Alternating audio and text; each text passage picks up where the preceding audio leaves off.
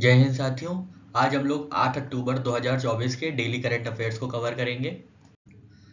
तो सबसे पहली न्यूज़ हमारी डिफेंस अफेयर से है। तो डिफेंस कनेक्ट कंडक्ट किया गया था, डिफेंस कनेक्ट 4.0। आपको याद रखना है, डिफेंस कनेक्ट 4.0 कंडक्ट किया गया है। कहाँ पे? दिल्ली में। ठीक, दिल्ली में कंडक्ट किया गया है डिफेंस कनेक्ट 4.0। इसको इनॉग्रेट किसने किया था? तो राजनाथ सिंह है हमारे डिफेंस मिनिस्टर, उन्होंने इनॉग्रेट किया था। ऑर्गेनाइज किसने किया था डिफेंस कनेक्ट को? तो innovations for defence excellence, defence innovation organisation under ministry of defence. तो ये एक ऑर्गेनाइजेशन है मिनिस्ट्री ऑफ डिफेंस के अंदर, innovation for defence excellence, defence innovation organisation, iDEX DIO under ministry of defence. इनका क्या काम है या ये किस लिए कंडक्ट किया गया था? तो ये कोलैबोरेशन को प्रमोट करने के लिए और इनोवेशन को प्रमोट करने के लिए, ताकि जो हमारा डिफेंस सिस्टम है वो इंडिजिनस हो, स्वदेशी निर्मित हो। तो इसके लिए डिफेंस कनेक्ट 4.0 कंडक्ट किया गया था। ठीक है। IDEX कब लॉन्च किया गया था? ये वाला इनोवेशन फॉर डिफेंस एक्सीलेंस। तो इनोवेशन फॉर डिफेंस एक्सीलेंस आया था 2018 में। ठीक है, तो हल्का सा आपको बैकग्राउंड भी याद करना है। ठीक है, आगे बढ़ते हैं। तो आपको पता होगा कि इंडियन एयरफोर्स का 92nd एनिवर्सरी के पे एयर शो हुआ है। ठीक है, एयर शो हुआ है 92nd एनिवर्सरी पे, आपको याद रखना है। ठीक है, 92nd एनिवर्सरी पे ये एयर शो हो रहा है। ठीक है, 92nd एनिवर्सरी पे ये एयर शो हो रहा है, याद रखिएगा। ठीक है, और ये कहाँ पे हुआ है? ये चेन्नई में हुआ है। ठीक है, ये चेन्नई में हुआ है। इसकी थीम क्या थी? सशक्त, सक्षम, आत्मनिर्भर, पोटेंट, पावरफुल, सेल्फ रिलायंट। बहुत इंपॉर्टेंट थीम है, याद रखिएगा। और IAF का मोटो क्या है? तो IAF का, इंडियन एयरफोर्स का मोटो है touch the sky with glory, touch the sky with glory. ठीक है, तो IAF का 92nd एनिवर्सरी पे एयर शो कहाँ हुआ है? चेन्नई में हुआ है। ठीक है, ये बात याद रखिएगा। थीम क्या थी? सशक्त, सक्षम और आत्मनिर्भर। ठीक है, नेक्स्ट हम लोग डिफेंस न्यूज़ देखते हैं अपनी। मालाबार 2024 नेवल ड्रिल कंडक्ट की गई है। ठीक है, मालाबार नेवल ड्रिल 2024 कंडक्ट की गई है। तो इसकी लोकेशन क्या है, कहाँ पे कंडक्ट की गई है? ये विशाखापट्टनम, आंध्र प्रदेश, इंडिया में कंडक्ट की गई है। ठीक है, विशाखापट्टनम, आंध्र प्रदेश में कंडक्ट की गई है, याद रखिएगा। पार्टिसिपेटिंग कंट्रीज कौन कौन सी हैं? तो पार्टिसिपेटिंग कंट्रीज हैं इंडिया, ऑस्ट्रेलिया, जापान, US। ठीक है, यूनाइटेड स्टेट्स। ठीक है, तो आप याद रखिएगा जुआ, JUA। ठीक है, मालाबार, माला जुआ खेलती है। ठीक है, जुआ, J से जापान, U से US और A से ऑस्ट्रेलिया। इंडिया तो होगी। ठीक है, इंडिया, इंडिया का नाम, इंडिया का माला, माला इंडिया का क्या नाम है? मालाबार कोस्ट कहाँ है? इंडिया में है, तो आप ऐसे याद रख लेंगे, ये तो इंडिया तो होगी। और कौन है? माला जुआ खेलती है, JUA। J से जापान, U से यूनाइटेड स्टेट्स और A से ऑस्ट्रेलिया। ठीक है, तो स्पेशल फोर्सेज इसमें पार्टिसिपेट करेंगी। पहली बार कब शुरू हुआ था? 1992 में शुरू हुआ था। ठीक है, सबसे पहली बार जब 1992 में शुरू हुआ था, तब ये इंडिया और US नेवी के बीच ही होता था। ठीक है, 1992 में जब शुरू हुआ था तो क्या होता था? इंडिया और US के बीच में ही होता था। लेकिन फिर सोचा गया कि और लोग को इन्वॉल्व किया जाए, तो 2015 में फिर इसको इन्वॉल्व किया गया ट्राईलैटरल फॉर्मेट में विद जापान। ठीक है, विद जापान, जापान को इंक्लूड किया गया 2015 में। फिर क्वाड्रिलेटरल एक्सरसाइज की गई, मतलब 4 लोग इंक्लूड किए गए। फिर ऑस्ट्रेलिया का इंक्लूजन हुआ 2020 में। ठीक है, ऑस्ट्रेलिया का इंक्लूजन हुआ 2020 में, ये बात याद रखिएगा। ठीक, तो ये 4 कंट्रीज हैं। कौन कौन सी? एक तो इंडिया तो है ही है, और कौन सी है? जुआ। ठीक है, जापान, US, ऑस्ट्रेलिया। पहली बार कब शुरू हुई थी? 1992 में शुरू हुई थी, between Indian navy and US navy. उसके बाद ऐड किया गया जापान को 2015 में, फिर ऐड किया गया ऑस्ट्रेलिया को 2020 में। ठीक है, तो हम लोग ने अभी देखा कि मालाबार नेवल एक्सरसाइज कहाँ पे कंडक्ट हुई है? तो विशाखापट्टनम में कंडक्ट हुई है। आपको दिख रहा है ना, ये एक्सट्रीम राइट में देखिए, विशाखापट्टनम में कंडक्ट हुई है। विशाखापट्टनम कहाँ है? ये आंध्र प्रदेश में है। तो हम लोग अब कुछ चर्चा कर लेते हैं आंध्र प्रदेश के बारे में। धीरे धीरे ऐसे करते करते हर स्टेट को कवर करते चलेंगे। ठीक है, हर दिन हम लोग एक नई स्टेट को कवर करते चलेंगे, ताकि स्टेट से कुछ भी रिलेटेड क्वेश्चन आते हैं तो हम लोग ईजिली उसको अटेम्प्ट कर पाएँ। तो सबसे पहले आंध्र प्रदेश के बारे में देखते हैं। आंध्र प्रदेश जो फॉर्म हुआ था, ये 1953 में फॉर्म हुआ था। ठीक है, आंध्र प्रदेश 1953 में फॉर्म हुआ था। फिर 1956 में स्टेट रीऑर्गेनाइजेशन एक्ट के अंदर इसको कंसोलिडेट किया गया था। ठीक है, तो आपको याद रखना है, आंध्र प्रदेश वो ऐसा पहला राज्य था जो भाषा के तौर पे जिसको अलग किया गया था। ठीक है, भाषा के तौर पे अलग होने वाला राज्य आंध्र प्रदेश था। ठीक है, इसके बाद 2014 में आंध्र प्रदेश का बाइफर्केशन हो गया, किसमें? तेलंगाना में। ठीक है, काट के तेलंगाना अलग कर दिया गया। आंध्र प्रदेश की कैपिटल है अमरावती। लार्जेस्ट सिटी है यहाँ की विशाखापट्टनम, जहाँ पे मालाबार नेवल एक्सरसाइज हुई है। गवर्नर कौन है अभी यहाँ के? सईद अब्दुल नज़ीर साहब हैं। ठीक है, ये सईद अब्दुल नज़ीर साहब जो है ये गवर्नर है। चीफ मिनिस्टर कौन है? एन चंद्रबाबू नायडू हैं, जो तेलुगु देशम पार्टी को बिलोंग करते हैं, मतलब इनकी पार्टी तेलुगु देशम पार्टी है। डिप्यूटी चीफ मिनिस्टर आप जानते होंगे पवन कल्याण जी हैं। स्टेट लेजिस्लेचर है बाई कैमरल। बाई कैमरल मतलब यहाँ पे स्टेट असेंबली भी है और स्टेट काउंसिल भी है, ठीक है। स्टेट असेंबली और स्टेट काउंसिल दोनों हैं। काउंसिल में कितनी सीट्स हैं? काउंसिल में 58 सीट्स हैं। असेंबली में 175 सीट्स हैं, ठीक है। कभी कभी आपसे मैच द फॉलोइंग में पूछ लेता है कि कहाँ पे कितनी काउंसिल में कितनी सीट्स हैं, असेंबली में कितनी सीट्स हैं, या कौन सी स्टेट्स में बाई कैमरल लेजिस्लेचर है, ठीक है। तो आपको ये सब भी हल्की चीज़ें याद रखनी है, ऐसा नहीं है कि बस पढ़ के निकल गए। थोड़ा बैकग्राउंड इन्फॉर्मेशन को भी ध्यान देना पड़ेगा, क्योंकि कंपटीशन बहुत हाई हो गया है, ठीक है। राज्यसभा में 11 सीट ये होल्ड करते हैं आंध्र प्रदेश, और लोकसभा में 25 सीटें। हाईएस्ट एलिवेशन है आरमकोंडा। अभी हम लोग इसको देखेंगे, फिजिकल फीचर देखेंगे। आरमकोंडा जो है यहाँ का हाईएस्ट एलिवेशन है, मतलब सबसे ज़्यादा ऊंचा पहाड़ जो है, ऊंची जगह जो है, ऊंचा स्थान जो है वो आरमकोंडा है आंध्र प्रदेश का, ठीक है। अब बात कर लेते हैं नेशनल वाटरवे 4 की। बहुत इंपॉर्टेंट है, कई बार क्वेश्चन पूछा गया है। नेशनल वाटरवे 4 कहाँ से शुरू होता है? तो ये तेलंगाना से शुरू होता है, आंध्र प्रदेश और तमिलनाडु तक जाता है, ठीक है। ये आप यहाँ पे देख रहे होंगे, ये आंध्र प्रदेश है, ठीक है। इधर कहीं तमिलनाडु है, और सॉरी इधर कहीं तेलंगाना है, और नीचे तमिलनाडु है। तो ये यहाँ पे आके पुडुचेरी तक आता है, ठीक है। पुडुचेरी भद्रचलम से शुरू होता है। ये भद्रचलम आप ऊपर दिख रही होगी आपको, जहाँ पे रेड रेड हम बना रहे हैं, रेड रेड डार्क कर दिया है। ये भद्रचलम यहाँ से शुरू होते होते होते होते विजयवाड़ा पे आया, फिर ये पूरा कृष्णा रिवर को क्रॉस करते करते करते चेन्नई क्रॉस करते करते यहाँ पे पुडुचेरी आ गया, ठीक है। तो ये यूनियन टेरिटरी में भी आता है नेशनल वाटरवे 4, और 3 स्टेट्स में आता है, तेलंगाना, आंध्र प्रदेश और तमिलनाडु, ठीक है। तो ये कोरोमंडल कोस्ट को ऑलमोस्ट कवर कर लेता है। इसका टोटल लेंथ कितनी है? तो टोटल लेंथ लगभग है 2890 किलोमीटर, ठीक है। 2890 किलोमीटर टोटल लेंथ है। तो आपको याद रखना है नेशनल वाटरवे 4, ठीक है। Kakinada Puducherry canal along with reverse of Godavari and Krishna, ठीक है। काकीनाडा हमने देखा, काकीनाडा कहाँ है? काकीनाडा आंध्र प्रदेश में है। ये काकीनाडा है, ठीक है। ये काकीनाडा आपको दिख रहा है ये एकदम, और ये कहाँ पे एंड हो रहा है? ये पुदुचेरी में एंड हो रहा है। तो ये पुदुचेरी नेशनल वाटरवे 4 कहाँ से कहाँ तक जा रहा है? तो काकीनाडा और पुदुचेरी तक जा रहा है। काकीनाडा से शुरू होकर पूरा यहाँ से शुरू होकर ऐसे ऐसे ऐसे करके पुदुचेरी तक जा रहा है, ठीक है। तो आपको ध्यान रखना है नेशनल वाटरवे 4 आंध्र प्रदेश, तेलंगाना और तमिलनाडु, साथ ही साथ यूनियन टेरिटरी पुदुचेरी को क्रॉस करके हुए चेन्नई तक जाता है। चेन्नई के आगे पुडुचेरी है जो कि यूनियन टेरिटरी है, वहाँ पे जाके खत्म होता है, ठीक है। तो ये बात आपको याद रखनी है। तो इसकी लेंथ जो है लगभग एक्सटेंड कर दी गई है 2890 किलोमीटर तक। आंध्र प्रदेश की हम लोग लोकेशन देख लेते हैं। तो सबसे पहले अगर आप नॉर्थ में देखें, नॉर्थ में कौन है? नॉर्थ में है उड़ीसा, ठीक है। हम लोग काउंटर क्लॉकवाइज चलते हैं, ठीक है, एंटी क्लॉकवाइज जिसको कहते हैं। तो उड़ीसा के बाद हम लोग आए छत्तीसगढ़ में। ये छत्तीसगढ़ से भी, छत्तीसगढ़ इनके नॉर्थ वेस्ट में है, वेस्ट में है तेलंगाना, और ये है कर्नाटका, ठीक है। वेस्ट में एकदम कर्नाटका है और साउथ में तमिलनाडु है, ठीक है। तो आपको ये याद रखना है। बॉर्डर्स देख लेते हैं कहाँ कहाँ पे है। Telangana to the north and west, Chhattisgarh to the north west, Odisha to the north, bay of Bengal to the east, Tamil Nadu to the south and Karnataka to the south west and west, ठीक है। तो ये कर्नाटका हो गया, ये नीचे तमिलनाडु हो गया साउथ में, ईस्ट में पूरा बे ऑफ बंगाल हो गया आपका, ये कोरोमंडल कोस्ट हो गया है, ये कोरोमंडल कोस्ट हो गया है। नॉर्थ में उड़ीसा, नॉर्थ वेस्ट में छत्तीसगढ़, और वेस्ट में तेलंगाना, ठीक है। यहाँ पे अब हम लोग कुछ फिजिकल लोकेशंस की बात कर लेते हैं। ये वंशाधारा रिवर यहाँ से क्रॉस करती है। ये हाईएस्ट पॉइंट है अरमकोंडा, ठीक है। हाईएस्ट पॉइंट अरमकोंडा है 1680 मीटर पे, ठीक है। आपसे पूछ लिया जाएगा अरमकोंडा कहाँ पे है, तो अरमकोंडा कहाँ पे है? तो ये है आंध्र प्रदेश में, ठीक है। इसके बीच ये गोदावरी रिवर है, इसके नीचे फिर ये कृष्णा रिवर है, और इसी के बीच है कोलेरू लेक, ठीक है। इसी के बीच है कोलेरू लेक, बहुत इंपॉर्टेंट लेक है, ध्यान रखिएगा। यहाँ पे खम्बम प्लेट्यू है, खम्बम प्लेट्यू है, ठीक है। यहाँ पे आगे बढ़े तो हम लोग देखते हैं कि वेलाकोंडा पीक है, ठीक है। वेलाकोंडा हिल है, एरिमाला हिल है, एरिमाला हिल है, शेषचलम हिल्स है, और पालकोंडा रेंज है, ठीक है। ये बात याद रखिएगा, वेलाकोंडा रेंज और पालकोंडा रेंज जो है वो आंध्र प्रदेश में है। साथ ही साथ एरिमाला हिल्स और शेषचलम हिल्स कहाँ पे है? ये भी आंध्र प्रदेश में है, ठीक है। तो यहाँ मेजर रिवर्स कौन सी है? यहाँ मेजर रिवर्स जो है वो गोदावरी और कृष्णा है। कोस्ट लाइन कितनी है? 974 किलोमीटर की कोस्ट लाइन है। सेकेंड लॉन्गेस्ट कोस्ट लाइन है। आप बताइए first longest coast line India में किसकी है, ठीक है।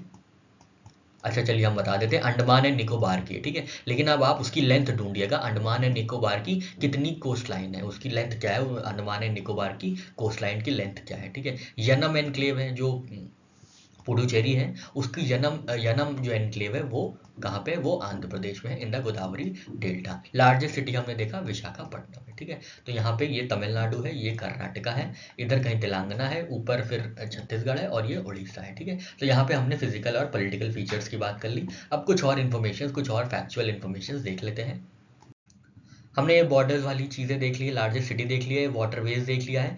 पोर्ट्स देख लेते हैं कौन कौन से पोर्ट्स हैं। तो दुर्गाराजपट्टनम पोर्ट है, गंगावरम पोर्ट है, काकीनाडा पोर्ट है, कृष्णपट्टनम पोर्ट है, मछलीपट्टनम पोर्ट है और विशाखापट्टनम पोर्ट है। इन पोर्ट्स को हम लोग नेक्स्ट स्लाइड में मैप के माध्यम से देखेंगे तो और अच्छे से समझ में आ जाएगा।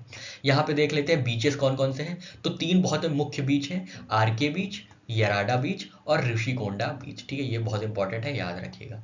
लेक्स कौन से हैं, लेक्स हमने देखा कुलेरू लेक है, पुलिकट लेक है, कौंडर कार्ला आवा है, ठीक है। कौंडर कार्ला आवा, कुलेरू लेक और पुलिकट लेक, ये बात आपको याद रखनी है।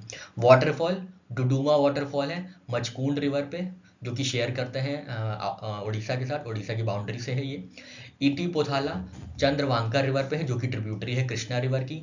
कैलाश कोना रिवर है, कैलाश कोना वाटरफॉल, कैलाश कोना स्ट्रीम, जो कि ट्रिब्यूटरी है अरानी रिवर की। मलेला तीर्थम है कृष्णा रिवर पे। टालाकोना है, Talakona stream which is a tributary of Swarnamukhi river. और उबाला मदुगु है, जो कि कैवल्य रिवर पे है, ठीक है। तो डुडुमा आपको याद रखना है, डुडुमा और इतोपोथला याद रखना है, ठीक है। यही इंपॉर्टेंट है, बाकी हल्का सा ध्यान रखिएगा बाकी 4 वाटरफॉल्स का। डैम देख लेते हैं यहाँ पे कौन कौन से हैं। तो बायला मेला है, बाली मेला कौन से रिवर पे है, सिलेरू रिवर पे है। डोलेश्वरम याद रखिएगा गोदावरी रिवर पे, बहुत इंपॉर्टेंट है। गांडीकोट्टा कहाँ है, गांडीकोट्टा डैम पेन्ना रिवर पे है।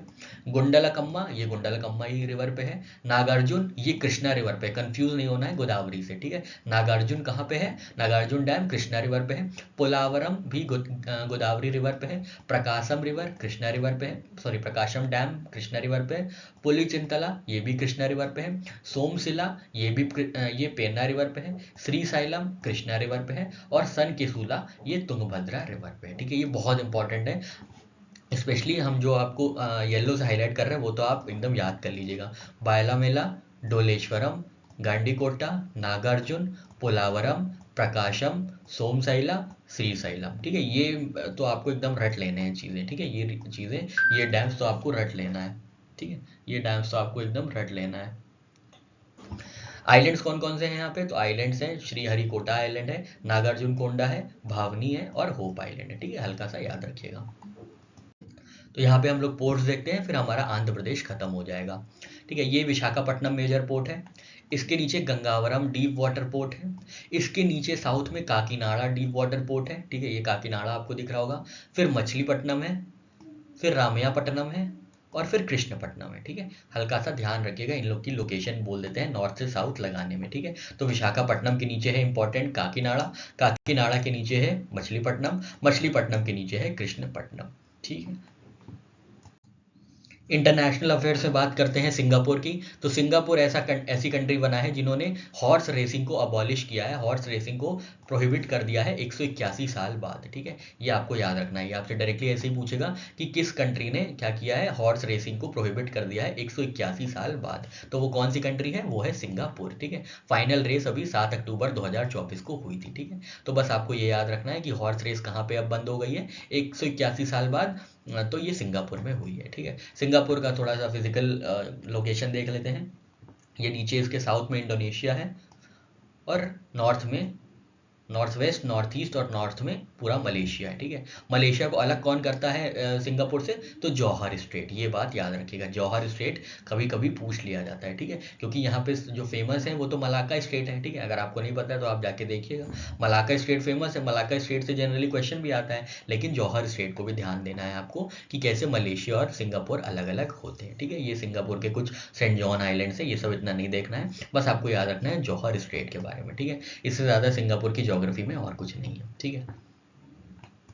नेक्स्ट हम लोग नेपाल की बात करते हैं। नेपाल में नए चीफ जस्टिस अपॉइंट हुए हैं, प्रकाश मान सिंह राउत। ठीक है, प्रकाश मान सिंह राउत कहाँ के नए चीफ जस्टिस बने हैं? तो नेपाल के ये चीफ जस्टिस बने हैं। किसने अपॉइंट किया है? तो प्रेसिडेंट रामचंद्र पौडल ने इनको अपॉइंट किया है। इनसे पहले कौन थे? इनसे पहले थे विशंबर प्रसाद श्रेष्ठ। विशंबर प्रसाद श्रेष्ठ जो कि 5 अक्टूबर को रिटायर हो गए थे। इसके बाद प्रकाश मान सिंह राउत जो है नए चीफ जस्टिस ऑफ नेपाल बने हैं। ठीक है, नेपाल की ज्योग्राफी देख लेते हैं। सबसे इंपॉर्टेंट है यहाँ के माउंटेन्स, क्योंकि यहाँ बहुत बड़े बड़े माउंटेन्स हैं। तो शुरुआत करते हैं हम लोग वेस्ट से ईस्ट की तरफ जाएंगे तो वेस्टर्न पार्ट में धौलागिरी है। ठीक है, वेस्टर्न पार्ट में धौलागिरी है। उससे हम लोग ईस्ट गए तो अन्नपूर्णा आया। अन्नपूर्णा से ईस्ट गए तो मनसालू आया। ठीक है, मनसालू आया। मनसालू से काफ़ी ईस्ट चले गए तब हमारे पास माउंट एवरेस्ट आया। ये माउंट एवरेस्ट हो गया।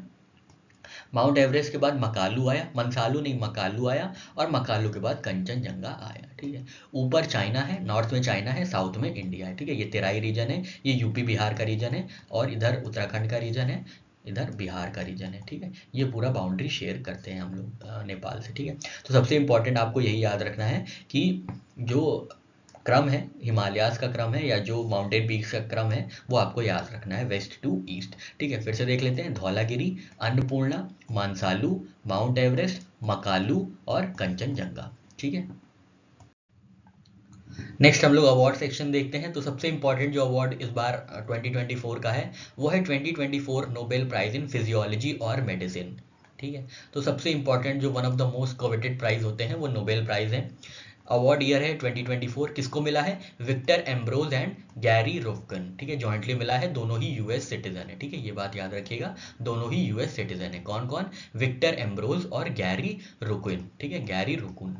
इनको किसके लिए मिला है? Discovery of micro RNA and its role in post transcriptional gene regulation. ठीक है, discovery of micro RNA and its role in post transcriptional gene regulation. बस इतना याद रख लीजिएगा, इससे ज़्यादा आपसे नहीं पूछा जाएगा। नोबेल प्राइज के बारे में कुछ देख लेते हैं। तो ये एल्फ्रेड नोबेल द्वारा इंस्टीट्यूट किया गया था। पहला प्राइज जो है 1901 में अनाउंस किया गया था। ठीक है, और नोबेल प्राइज की कैटेगरीज क्या क्या थी? तो फिजिक्स थी, केमिस्ट्री थी, फिजियोलॉजी या मेडिसिन थी, लिटरेचर थी, पीस थी। इकोनॉमिक साइंसेज को जोड़ा गया है 1968 में। ठीक है, ये बात आपको याद रखनी है। क्या ये अवार्ड जो है मरणोपरांत मिलता है, पॉस्ट्यूमस मिलता है? नहीं, ये नहीं मिलता है। लेकिन अगर किसी को अनाउंस कर दिया गया है और उसके बाद उसकी मृत्यु होती है तब उसको दिया जाएगा। ठीक है, मृत्यु के मरणोपरांत नहीं दिया जाएगा, लेकिन अगर अनाउंस कर दिया गया है कि ये इस इंसान ने जीता है नोबेल प्राइज, इस इंसान को मिला है नोबेल प्राइज किसी भी फील्ड में, और उसके बाद उसकी मृत्यु होती है तब उनको मिलेगा। ठीक है, तो ये बात आपको याद रखनी है। ये हो गई हमारी नोबेल प्राइज इन फिजियोलॉजी और मेडिसिन की बात। नेक्स्ट अवार्ड की बात करते हैं, नेक्स्ट प्राइज की बात करते हैं। तो मिडोरी प्राइज फॉर बायोडाइवर्सिटी 2024 है। ये भी काफ़ी ज़्यादा इंपॉर्टेंट है। ये किस लिए दिया जाता है? सबसे पहले ये देख लेते हैं। तो ये दिया जाता है इन्वायरमेंटल कंजर्वेशन के लिए। ठीक है, बायोडाइवर्सिटी कंजर्वेशन के लिए ये अवार्ड दिया जाता है। किसको मिला है? वीरा वोरोनोवा जो कि कजाकिस्तान से आती हैं, और येसोबेल अगस्टीना कैल्ड्रॉन कार्लोस पेरू से आती हैं। ठीक है, ये पेरू से आती हैं। वीरा वेरोनोवा का कंट्रीब्यूशन क्या है? तो इन्होंने कजाकिस्तान की बायोडाइवर्सिटी में बहुत अहम रोल निभाया है। ठीक है, तो बस इतना याद रखना है आपको। वीरा वेरोनोवा का कंट्रीब्यूशन क्या है? बायोडाइवर्सिटी ऑफ कजाकिस्तान को कंजर्व करने में। नेक्स्ट जो विनर है येसोबेल अगस्टीना कॉल्ड्रन कार्लोस, वो क्या है? वो पेरू में बी हनी रूट को उन्होंने बहुत संजोया है और बहुत कंजर्व किया है। ठीक है, तो उन्होंने बी हनी रूट को कंजर्व किया है, जिसमें कम्युनिटी डेवलपमेंट हुआ है, कंबाइनिंग हनी प्रोडक्शन हुआ है, इकोसिस्टम रेस्टोरेशन हो गया है। ठीक है, तो ये बात आपको याद रखनी है। वीरा वोरोनोवा और अगस्टीना कैल्ड्रन कार्लोस। वीरा वोरोनोवा कजाकिस्तान की है और अगस्टीना कैल्ड्रन कार्लोस कहाँ की है? ये पेरू की है। कहाँ मिला है इन लोग को अवार्ड? तो कोलंबिया में ये अवार्ड मिला है। ठीक है, कोलंबिया में ये अवार्ड मिला है। हर 2 साल पे ये अवार्ड मिलता है, हर साल नहीं मिलता है, हर 2 साल पे ये अवार्ड मिलता है। किसने स्टैब्लिश किया था? AEON environmental foundation in collaboration with convention on biological diversity. बताइए कन्वेंशन ऑन बायोलॉजिकल डाइवर्सिटी क्या है और ये कब साइन हुई थी? ठीक है, आपको ये बताना है। तो यहाँ पे हमने प्राइजेस देख लिया, बढ़ते हैं आगे। तो यहाँ पे हम लोग ने अपने प्राइजेस देखे थे।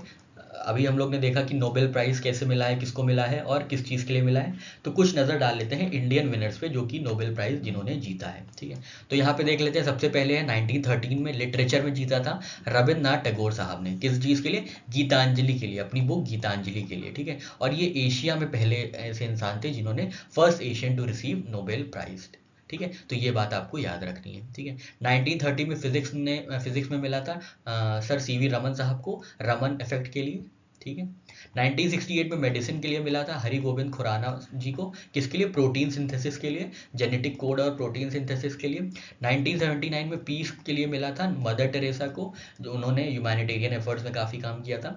1983 में फिर से फिजिक्स में मिला था सुब्रमण्यम चंद्रशेखर साहब को, for his theoretical studies on physical processes important to the structure and evolution of stars. ठीक है, तो आपको पता होगा चंद्रशेखर लिमिट, जो कि क्या बोलती है, हमको बताइएगा आप कमेंट सेक्शन में कि चंद्रशेखर लिमिट क्या होती है। ठीक है, 1998 में इकोनॉमिक्स में मिला था अमर्त्य सेन साहब को, वेलफेयर इकोनॉमिक्स के लिए।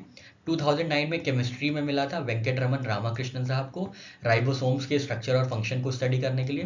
2014 में पीस प्राइज मिला था कैलाश सत्यार्थी को, जिन्होंने चाइल्ड लेबर इरेडिकेशन में काफ़ी महत्वपूर्ण भूमिका निभाई थी।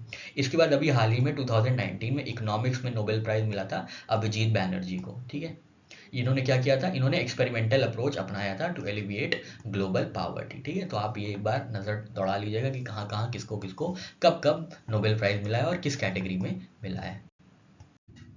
नेक्स्ट हम लोग बात करेंगे स्टेट्स की। तो महाकुंभ 2025 का लोगो लॉन्च कर दिया गया है। किसने लॉन्च किया है? तो योगी आदित्यनाथ जी, जो वहाँ के चीफ मिनिस्टर हैं उत्तर प्रदेश के, उन्होंने लॉन्च किया है। तो लोगों में क्या क्या है? लोगों में मंदिर है, लोगों में सिर है। सिर मतलब क्या होता है? लोगों में क्या है? लोगों में टेम्पल है, लोगों में सिर है। सिर बताया आपको, सिर जो बाबा जी होते हैं, जो साधु लोग होते हैं। ठीक है, अर्ण अमृत कलश जो होता है, अक्षवत ट्री है, लॉर्ड हनुमान जी हैं। ठीक है, स्पिरिचुअल सिग्निफिकेंस है कुंभ मेला का, और कुंभ मेला को intangible cultural heritage of humanity में इंक्लूड किया गया है। मोटो क्या है याद रखिएगा? सर्व सिद्धि प्रद कुंभ। ठीक है, सर्व सिद्धि प्रदा Kumbh, Kumbh bestows all types of spiritual powers. ठीक है, अमृत कलश का सिंबलिज्म है कि ये माउथ जो है विष्णु जी का है, जो नेक है वो रुद्र का है, और जो बेस है वो ब्रह्मा जी का है। ठीक है, मिडिल में रिप्रेजेंट्स ऑल गॉडेसेस, सॉरी, हाँ, water represents the entire ocean. कब कब होगा महाकुंभ? तो महाकुंभ 14 जनवरी से 26 फरवरी 2025 तक प्रयागराज उत्तर प्रदेश में आयोजित किया जाएगा। ठीक है, महाकुंभ का सिग्निफिकेंस क्या है? ये लार्जेस्ट हिंदू फेस्टिवल है that takes place every 12 years. हर 12 साल में ये कुंभ आता है। ठीक है, सबसे पहली बार इसको कहाँ देखा गया था या कहाँ डॉक्यूमेंट किया गया था? तो चाइनीज ट्रैवलर हुएंग थे, जो हर्षवर्धन के टाइम आए थे, उन्होंने इसकी चर्चा की थी कुंभ मेले की। ठीक है, कुंभ मेला हर 4 साल में एट वन ऑफ 4 लोकेशंस लगता है। अर्ध कुंभ मेला हर 6 साल में इलाहाबाद और हरिद्वार में लगता है। फिर पूर्ण कुंभ मेला 12 साल में आता है, और फिर महाकुंभ मेला हर 144 साल में आता है प्रयागराज। ठीक है, तो ये कुछ इंपॉर्टेंट इन्फॉर्मेशन है। हम लोग अब लोगो देख लेते हैं। ये लोगो है, इसका मोटो देखिए क्या है। मोटो, इसको थोड़ा सा हम इरेज कर देते हैं ताकि अच्छे से समझ में आ जाए। ठीक है, तो यहाँ पे हम लोग ने क्या क्या देखा था कि यहाँ पे क्या क्या है। सबसे पहले तो यहाँ पे अक्षवत ट्री है, ये अक्षवत ट्री है, ये अक्षवत ट्री है, याद रखिएगा। ठीक है, ये साधु मुनि है, सिर है। ठीक है, ये ऊपर वो लिखा हुआ है सर्व सिद्धि प्रद कुंभ, मोटो सर्व सिद्धि प्रद कुंभ, Kumbh bestows all spiritual powers. ये हनुमान जी हैं। ठीक है, ये हनुमान जी आपको दिख रहे हैं, ये हनुमान जी हो गए। ठीक है, और ये पानी है, पानी रिप्रेजेंट्स एंटायर ओशन। ठीक है, और ये अमृत कलश है, ये अमृत कलश है। ठीक है, अमृत कलश है।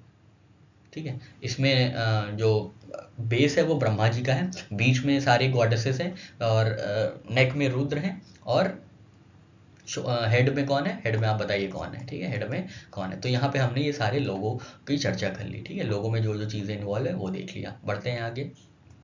नेक्स्ट हम लोग देखते हैं जल जागर महोत्सव। जल जागर महोत्सव कहाँ पे लॉन्च किया गया है, कहाँ पे मनाया गया है? तो ये छत्तीसगढ़ में गांगरेल डैम है, धामतारी में, धामतारी जिला में गांगरेल डैम है छत्तीसगढ़ में, वहाँ पे ये इनॉग्रेशन हुआ है जल जागर महोत्सव का। किसने इनॉग्रेट किया है? तो चीफ मिनिस्टर साहब है वहाँ के, विष्णुदेव साय, वहाँ उन्होंने ये लॉन्च किया है। ठीक है, जल जागर महोत्सव आपसे डायरेक्टली यही पूछेगा, जल जागर महोत्सव कहाँ पे इनॉग्रेट किया गया है? तो आपको याद रखना है गांगरेल डैम, धामतारी, छत्तीसगढ़ में लॉन्च किया गया है।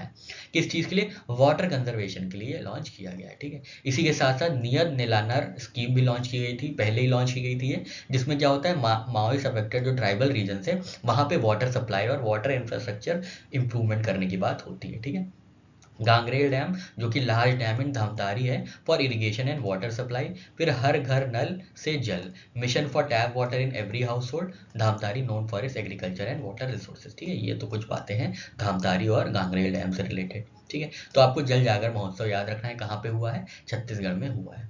इसके बाद हम लोग बंजारा विरासत म्यूजियम की बात करते हैं। तो बंजारा विरासत म्यूजियम कहाँ पे लॉन्च किया गया है, कहाँ पे इनॉग्रेट किया गया है, ये महाराष्ट्र में इनॉग्रेट किया गया है, वाशिम महाराष्ट्र में इनॉग्रेट किया गया है। इसको इनॉग्रेट किया है नरेंद्र मोदी साहब ने। ठीक है, जो हमारे प्राइम मिनिस्टर है उन्होंने इनॉग्रेट किया है।